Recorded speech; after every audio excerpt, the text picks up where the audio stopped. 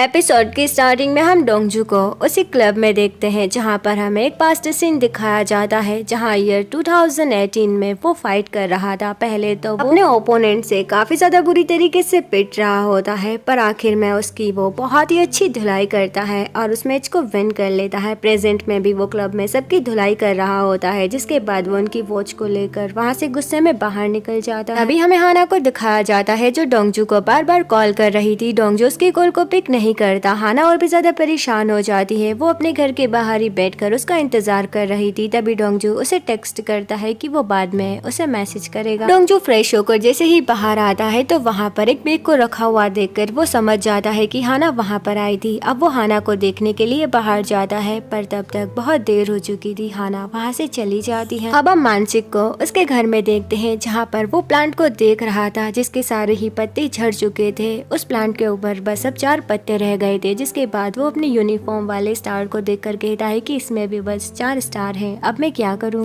मानसिक अपने प्रमोशन को लेकर काफी ज्यादा परेशान होता है, जिसके बाद वो प्रेजेंट में डोंगजू को कॉल करता भी है, पर डोंगजू उसके किल को पिक नहीं करता। जिसके बाद वो गॉनसिक को कॉल कर देता है। दरअसल उन्हें लग रहा था कि गॉनसिक को जरूर पता होगा। नेक्स्ट सीन में हमें जोंगयुन को दिखाया जाता है जो अब हॉस्पिटल से डिस्चार्ज हो चुका था। अब जोंगयुन पुलिस स्टेशन पहुंच जाता है जहां पर उसे पता चल जाता है कि अब उसकी टीम यहां पर नहीं रहती। सारे ही लोग अपने अपने अलग अलग काम किया करते हैं और डोंगजू के बारे में किसी को भी पता नहीं है। जिसके बाद वो अंकल उसे एक फोरेंसिक रिपोर्ट देते हैं। उस दिन कंटेनर के पास 3 डेड बॉडीज मिली थी, जिसमें एक की पहचान तो हो चुकी है पर बाकी 2 की पहचान अभी तक लापता है। ये देखने के बाद जोंगयुन शॉक्ड हो जाता है। दूसरी तरफ हम मानसिक को देखते हैं जो गॉनसिक से मिलने के लिए गया था और उससे पूछता है कि तुम मेरे कॉल को रिसीव क्यों नहीं करते। मुझे बहुत ही अच्छे से पता है कि डोंगजू को उन सब इलाकों के बारे में तुम ही बता रहे हो। तुम्हारे लिए अच्छा यही होगा कि तुम मुझे डोंगजू का पता बता दो। उसके बाद हम जोंगयुन को देखते हैं जो हाना से मिलने के लिए उसके डिपार्टमेंट में पहुंच जाता है। तो उसे पता चलता है कि हाना अभी यहाँ पर नहीं है, वो किसी डिटेक्टिव से मिलने के लिए गई है। उसके बाद हम इन दोनों को देखते हैं जहाँ पर काफी सारे गुंडे पहुँच गए थे। उनसे अपनी जान बचाने के लिए वो लोग इधर उधर भागने लगते हैं। दूसरी तरफ हम हाना को देखते हैं जो उसी डिटेक्टिव के पास पहुँच जाती है और उससे एक बंदे के बारे में पूछती है। अंकल कहते हैं कि उस बंदे के केस को मैं ही हैंडल कर रहा था, पर बहुत जल्दी ही मेरा ट्रांसफर कर दिया गया। जिसके बाद वो उन्हें कुछ गैंगस्टर की इन्फॉर्मेशन देता है कि शायद इनसे तुम्हें कुछ पता चल सके। थोड़ी देर बाद वहाँ पर जोंगयुन भी पहुँच जाता है जो डिटेक्टिव से हाना के बारे में पूछता है। तो डिटेक्टिव उसे बता देते हैं कि अभी हाना कहाँ पर गई है। जिसके बाद जोंगयुन को उसकी और भी ज्यादा फिक्र होने लगती है और उसे बचाने के लिए वो वहाँ पर जाने लगता है। इधर मानसिक और ये दोनों गुंडों से अपनी जान बचाकर भाग ही रहे होते हैं। तभी उन दोनों को बचाने के लिए वहाँ पर डोंगजू आ जाता है और उन लोगों से फाइट करने लगता है। यहाँ पर हाना भी आकर उसे देख लेती है और फिर सारे ही लोग मिलकर उन गैंगस्टर से फाइट करने लगते हैं। बड़ी देर बाद वहाँ बाकी पुलिस टीम भी पहुँच जाती है। दायंग मानसिक के पास आकर कहता है कि क्या ये सारा काम डोंगजू कर रहा है। तो मानसिक कहता है कि हाँ वही कर रहा है, पर अभी तुम इस बात को सीक्रेट ही रखना। नेक्स्ट सीन में हम सारे ही लोगों को एक साथ बैठे हुए देखते हैं जहाँ पर मानसिक डोंगजू के ऊपर काफी ज्यादा गुस्सा करते हुए कहता है कि तुम्हें अकेले ये सब नहीं करना चाहिए, ये काफी ज्यादा डेंजरस हो सकता है। और क्या तुम्हें किसी भी क्रिमिनल के बारे में पता चला, मतलब इन सब के ऊपर कौन है। यहाँ पर डोंगजू बताने लगता है कि पैसा पैसा ही सबसे ज्यादा इम्पोर्टेंट है और जुयंग के पास जो है वो बस पैसे हैं। बस पैसों से वो इंसान कुछ भी कर सकता है और लोगों से कुछ भी करवा सकता है। हमें पैसों को ढूंढना होगा कि वो लोग पैसे को कहाँ पर रखते हैं। जोंगयुन भी यहाँ पर उन लोगों को बता देता है कि उस दिन कंटेनर के पास 3 डेड बॉडीज मिली थी, जिसमें से एक की पहचान तो हो गई है, बाकी 2 की नहीं हुई। मुझे लगता है कि एक सिल्वर बनी की है जिसे जुयंग ने मार दिया हो। मानसिक कहता है कि डीएनए टेस्ट रिपोर्ट आने दो, अगर ये पता लग गया कि वो बॉडी किसी और की नहीं सिल्वर बनी की है तो हम गोल्डन बनी को बता देंगे। जिसके बाद वो हमें बता देगा कि पैसा कहाँ पर है। फाइल मीटिंग खत्म होने के बाद सारे ही लोग अपने अपने रास्ते पर चले जाते हैं, पर हम डोंगजू को देखते हैं जो हाना के पीछे पीछे जा रहा था। यहाँ पर वो हाना से कहता है कि चलो मैं तुम्हें तुम्हारे घर तक छोड़ देता हूँ। तो हाना कहती है कि नहीं, मुझे घर नहीं जाना, हम तुम्हारे जिम चलते हैं। अब डोंगजू से अपने साथ लेकर जिम आ जाता है जहाँ पर हाना ग्लव्स को पहनकर कहती है कि तुमने एक बार मुझसे कहा था ना कि तुम मुझे बॉक्सिंग सिखाओगे, तो चलो आज सिखाओ। ये सुनने के बाद डोंगजू शॉक्ड होकर कहता है कि आज नहीं, तुम्हें चोट लग जाएगी। वैसे भी अपनी पसंदीदा औरत के सामने किसी की चल तो सकती नहीं है, तो यहाँ पर डोंगजू को भी हार मानना पड़ता है। जिसके बाद हाना ग्लव्स पहनकर उसकी पिटाई करने लगती है और साथ में कहती है कि तुम्हारी हिम्मत कैसे हुई मुझे इग्नोर करने की। यहाँ पर डोंगजू उसे अपने क्लोज करके किस कर लेता है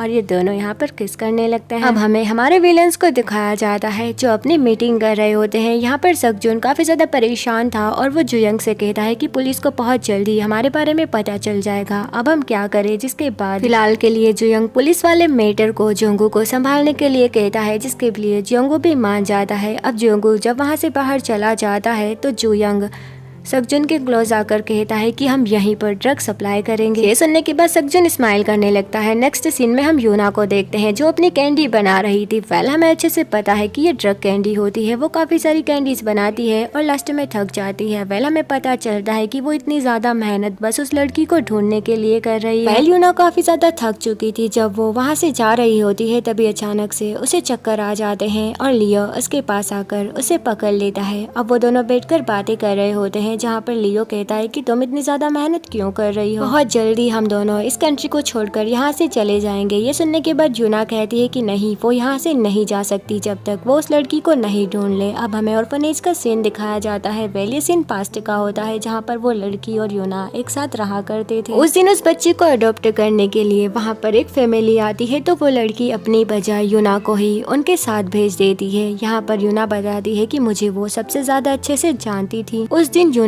उस लड़की से दूर चली गई थी, जिसके बाद हमें पता चला कि यूना को जिस फैमिली ने अडॉप्ट किया था शायद उसने उनकी जान ले ली है। प्रेजेंट में हम डोंगजू को देखते हैं जो अपनी बस को वॉश कर रहा था। तभी उसे जुयंग का कॉल आता है और वो उसे खाना खाने के लिए कहता है। ये दोनों फिर खाना खाने के लिए जाते हैं, जहाँ पर जुयंग कहता है कि मुझे पता है ये सारा काम तुम्हारा ही है। वो तुम ही हो जो सारे ही अड्डों पर जाकर हमला कर रहे हो और उन लोगों से मेरी वॉच को छीन रहे हो। ये सुनने के बाद डोंगजू स्माइल करने लगता है और कहता है कि अब तुम्हारी उल्टी गिनती शुरू हो गई है। वो उसकी वॉच को वहीं डेस्क पर फेंक कर वहाँ से बाहर चला जाता है और कहता है कि अब मैं नहीं रुकने वाला। ये सब सुनने के बाद जुयंग की तो हवाइयाँ ही उड़ जाती है। अब हमें पास्ट का एक सीन दिखाया जाता है जहाँ पर जुयंग पहले बहुत ही ज्यादा अच्छा हुआ करता था, मतलब ईमानदार यार। उस वक्त जिस एरिया की वो पेट्रोलिंग कर रहा था वहाँ पर उसे पता चलता है कि कुछ लोग हैं जो ड्रग सप्लाई कर रहे हैं। अब वो उन लोगों का पीछा करता है और उनके पास जाकर उनसे कहता है कि आपको ये काम नहीं करना चाहिए। तभी वहाँ का लीडर जिसका नाम पोंगसन था वो उससे पूछता है कि तुम ये काम क्यों कर रहे हो, इतनी ज्यादा मेहनत आखिर किसके लिए। तो यहाँ पर जुयंग कहता है कि वो बस सिविल सर्वेंट बनना चाहता है और बहुत सारे पैसे कमाना चाहता है। ये सुनने के बाद पोंगसन उसे अपनी एक वॉच देकर कहता है कि अगर तुम पैसा कमाना चाहते हो तो मेरे पास आ जाना। इतना कहकर वो बंदा वहाँ से चला जाता है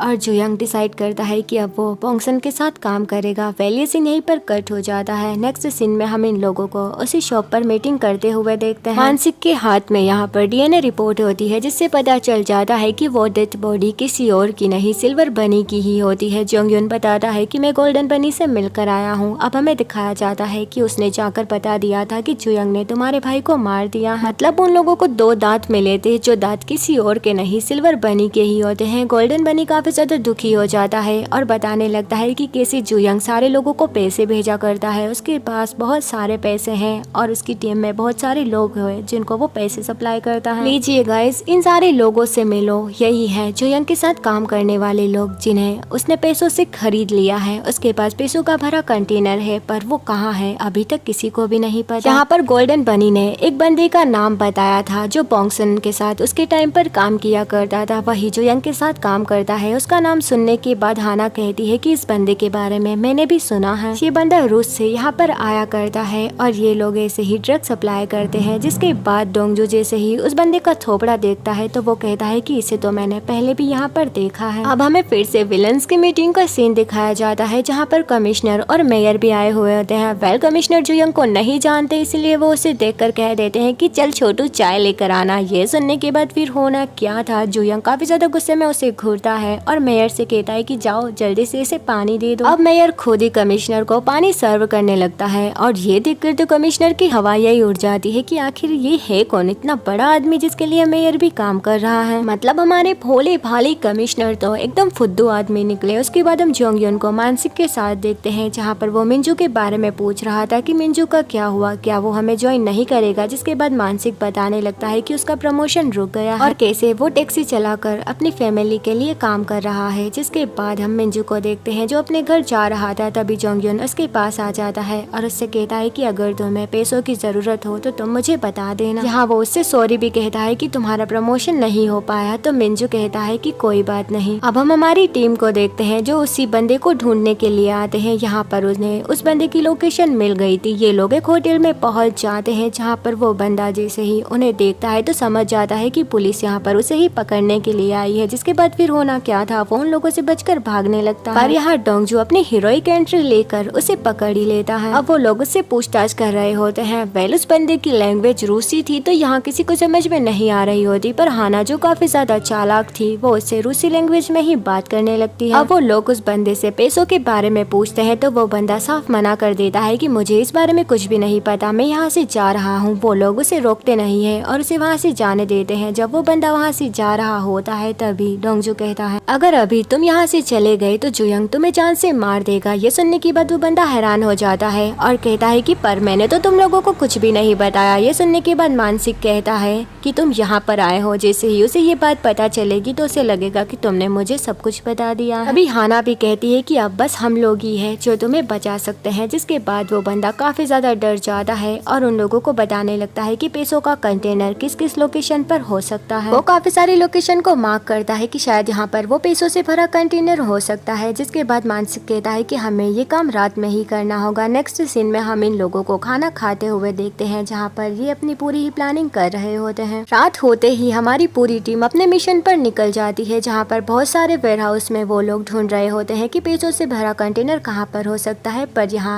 एक फनी सी बात तो ये थी कि डोंगजू जिस भी जगह पर जा रहा था वो वहाँ की सेल्फी क्लिक करके जुयंग को भेज रहा था। वो ऐसा कई बार करता है और जुयंग को समझ में नहीं आ रहा होता कि क्या ये पागल हो गया है, ये मुझे बार बार अपनी फोटोज क्यों भेज रहा है। तभी उसे अपने बंदे का कॉल आता है जो उससे कहता है कि सिल्वर बनी की जो डीएनए रिपोर्ट थी वो यहाँ से गायब हो गई है। जिसके बाद वो समझ जाता है अब तो हमारे विलन भाई साहब की हवाइयाँ ही उड़ जाती है। जैसे ही वो उन फोटोज को दोबारा देखता है तो उसमें से एक फोटो डोंगजू की उसी लोकेशन की थी जहाँ पर वो कंटेनर मौजूद है। ये देखने के बाद वो कम्प्लीटली शॉक्ड हो जाता है और अब वो बिना देर किए हुए सीधे उस वेयरहाउस में पहुंच जाता है और उस कंटेनर को ओपन करता है जिसमें उसने सारा पैसा रखा हुआ था। पर अब वो कंटेनर बिल्कुल ही खाली हो चुका था। ये देखकर वो काफी ज्यादा परेशान हो जाता है और कंटेनर पे ही मुक्के मारने लगता है। ऊपर खड़े होकर हमारी पूरी ही टीम ये नजारा देख रही होती है। जिसके बाद ये एपिसोड यहीं पर खत्म हो जाता है। वेल गाइस, आगे ये कहानी क्या मोड़ लेती है ये जानने के लिए हमारे साथ बने रहिए। अगर आपको ये वीडियो पसंद आई हो तो चैनल को सब्सक्राइब, वीडियो को लाइक एंड कमेंट जरूर कर देना। जल्दी मिलेंगे आपसे नेक्स्ट न्यू एपिसोड में। तब तक के लिए स्टे सेफ एंड बाय।